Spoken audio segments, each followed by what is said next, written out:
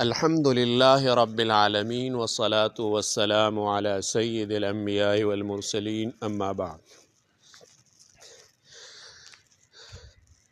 آج ہم نماز کے مسائل کے بارے میں چند مسائل بیان کریں گے۔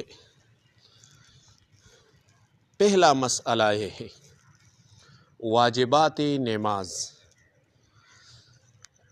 پہلا واجب کی تعریف سیکھ لے۔ واجب کیسے کہتے ہیں؟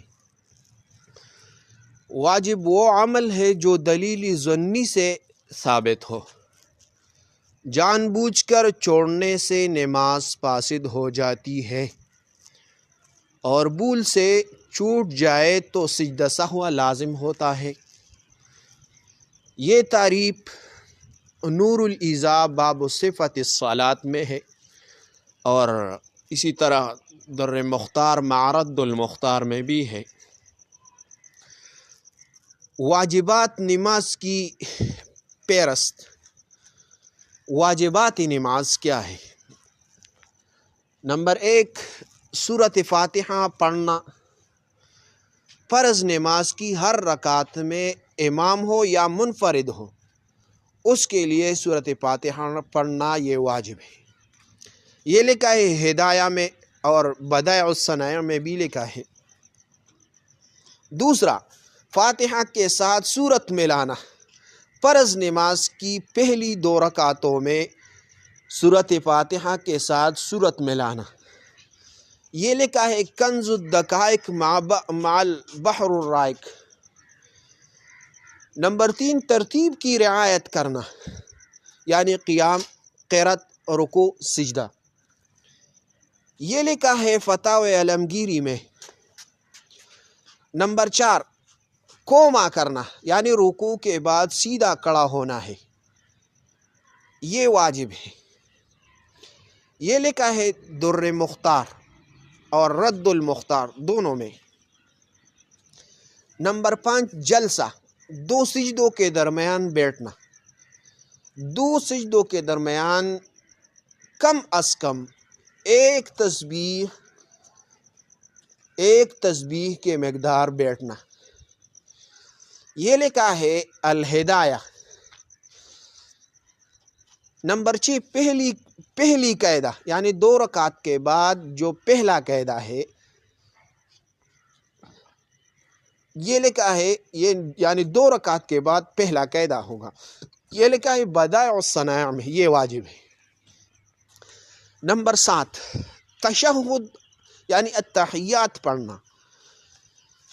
قاعدہ میں التحیات پڑھنا یہ واجب ہے، یہ لکھا ہے نور الایضاح میں۔ نمبر 8، قرات کا آہستہ یا بلند ہونا جہاں شریعت نے مقرر کیا ہے، یہ واجب ہے، یہ لکھا ہے فتاوی عالمگیری میں۔ نمبر 9، تعدیل ارکان، ہر رکن میں اطمینان سے کرنا، ہر رکن اطمینان سے کرنا، یہ لکھا ہے رد المختار میں۔ اب ہم واجب چھوڑنے کا حکم بیان کریں گے کہ اگر کوئی آدمی واجب چھوڑ دے تو اس کا کیا حکم ہے۔ تو واجب چھوڑنے کا حکم یہ ہے، یعنی جان بوجھ کر چھوڑا۔ اگر جان بوجھ کر واجب چھوڑ دیا تو نماز فاسد ہے۔ بھول سے چھوڑا تو پھر اس پر سجدہ سہو واجب ہے۔ اگر کسی نے جان بوجھ کر واجب چھوڑ دیا تو نماز فاسد ہے۔ اگر بھول سے چھوڑا تو سجدہ سہو اس پر واجب ہے، یہ لکھا ہے در مختار میں۔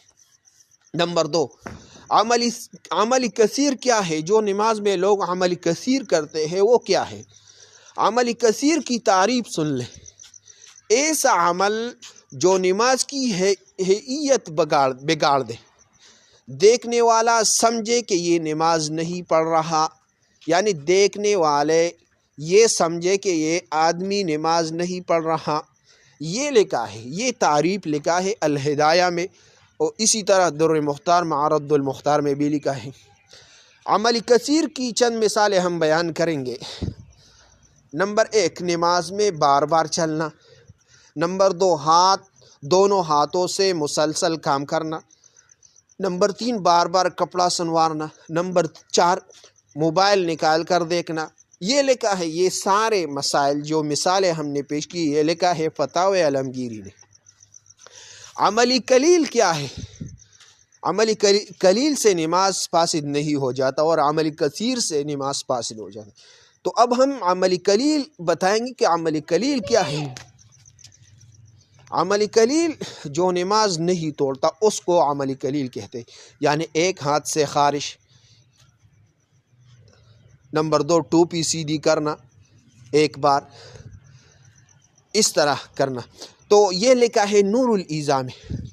عملی کثیر کا حکم یہ ہے جان بوجھ کر یا بھول سے ہو تو نماز ٹوٹ جاتی ہے، اگر جان بوجھ کر ہو یا بھول سے ہو تو نماز ٹوٹ جاتی ہے، یہ لکھا ہے در مختار میں۔ تو یہ چند مسائل ہم نے بیان کی، یہ آپ لوگوں کے لیے یہ ضروری ہے کہ آپ یہ سن لیں اور اس پر عمل کریں اور دوسروں کو تک پہنچائے کہ آپ لوگ جو نماز پڑھتے ہیں وہ کیسا ہے، تو یہ لوگوں تک پہنچائے۔ جزاکم اللہ احسن الجزا۔